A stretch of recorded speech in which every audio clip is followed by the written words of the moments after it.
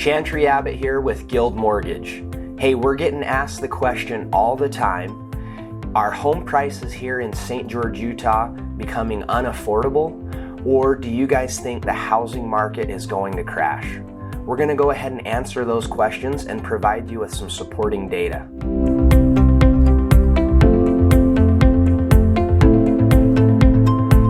Home prices have definitely increased over the last year or 2 years significantly.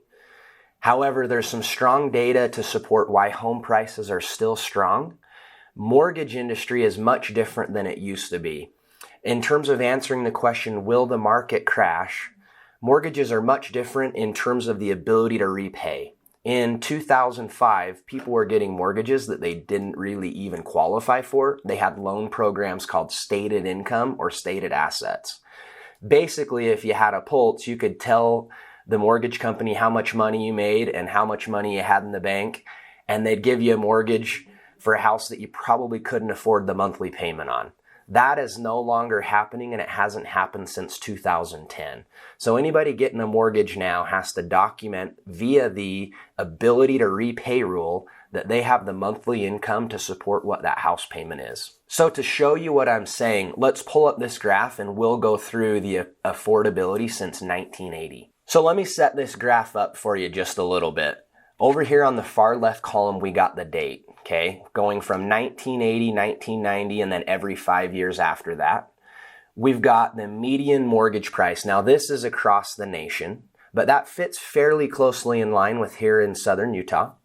The next column, we've got the average mortgage rate over time, okay? That's nationwide. And then we've got the principal and interest payment on that mortgage. And then what we've done is we've adjusted for 2021 dollars using an inflation calculator. So if you look at this graph, in inflation dollars, the median home price with current interest rates is about $1,468. Now that's the principal and interest payment. If you go down to 2020, it's about $1,311. So technically in 2020, the second quarter, homes were a little more affordable than they are today. If you go to 2015, it's $1,420, so really close to where we were today. Notice the difference in home prices is about $77,000 from 2015 to today. But the difference in that and why the affordability is about the same as interest rates were higher in 2015.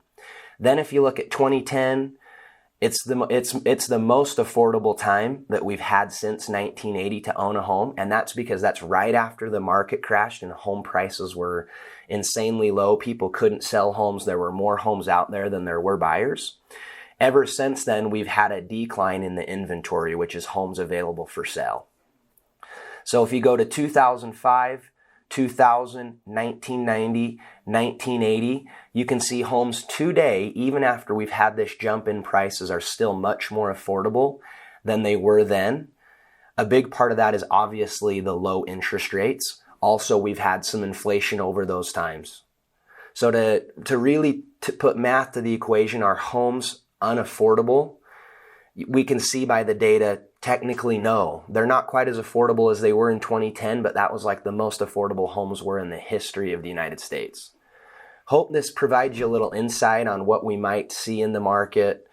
If you're having fears of it crashing, if you're having fears of affordability, if there's anything we can do for you, we'd love to be a resource. Feel free to shoot us a call, text, email, or if you'd like to schedule an appointment, down below we'll have a little link. You can connect with myself or a loan officer on our team. Thank you.